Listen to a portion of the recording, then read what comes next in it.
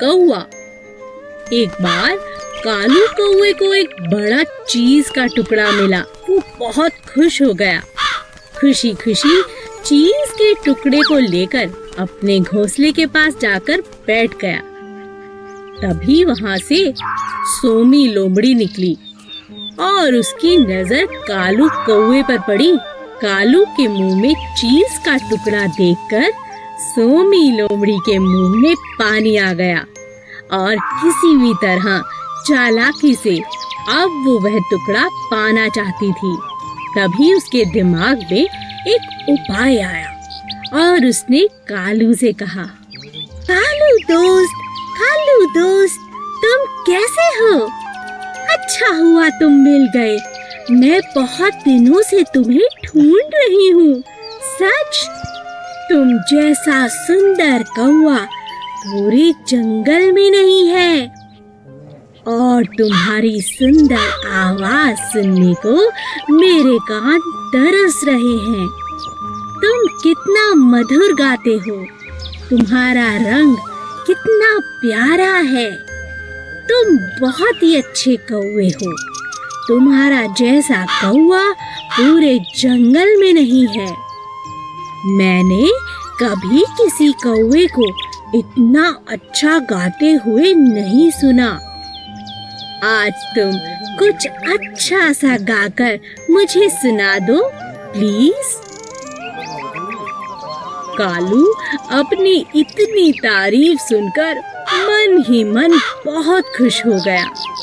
जैसे ही उसने गाने के लिए मुंह को खोला, चीज का टुकड़ा जाकर नीचे गिर गया।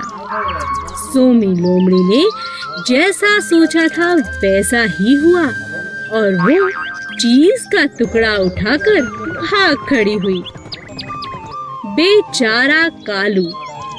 अब कालू को समझ आ गया था कि सोमी लोमड़ी चीज का टुकड़ा पाने के लिए ये सब मन घड़न तारीफ कर रही थी। बेचारा कालू अपने चीज के टुकड़े से हाथ धो बैठा। चींटी और हाथी। रानी चींटी बहुत मेहनती थी। सभी चींटियां रानी चींटी की बात को मानती थी। मिलजुल कर वे अपना घर बना रही थी। उसी जंगल में अप्पू नाम का एक हाथी भी रहता था, जो बहुत शैतान था। वह सभी जानवरों के साथ बहुत मस्ती करता था। जब चींटियों का घर बनकर तैयार हो गया, तब वे अपने लिए खाना जमा करने लगी। तुम लोग इतनी मेहनत क्यों करते हो? कितना थक जाते होंगे। मैं अपनी सूंड से तुम्हारे घर को कभी भी नष्ट कर सकता हूँ। ये मेरे बाएं हाथ का खेल है। ऐसा कहकर अप्पू ने अपनी सूंड में पानी भरना शुरू किया। कुछ पानी पिया और कुछ चींटियों पर डाला। रानी चींटी को बहुत बुरा लगा। उसने कहा, अब बहुत दिनों से इतनी मेहनत कर रहे हैं अप्पू, पानी डालकर हमारी मेहनत को बर्बाद मत करो। मैं जो चाहूँ कर सकता हूँ। तुम बहुत घमंडी हो अप्पू।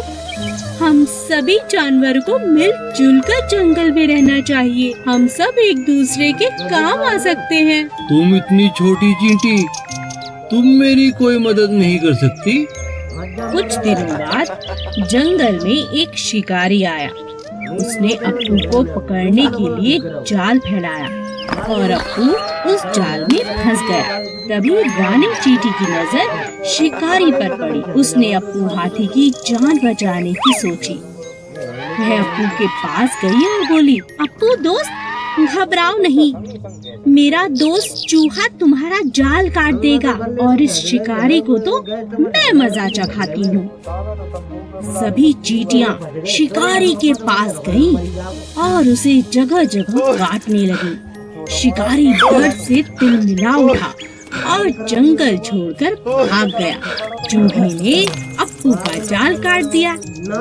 अप्पू ने चींटियों से माफी मांगी और कहा, मुझे माफ कर दो चींटी रानी, हम सबको मिलजुल कर रहना चाहिए। आज से मैं भी तुम्हारा दोस्त हूँ। आलसी तोता।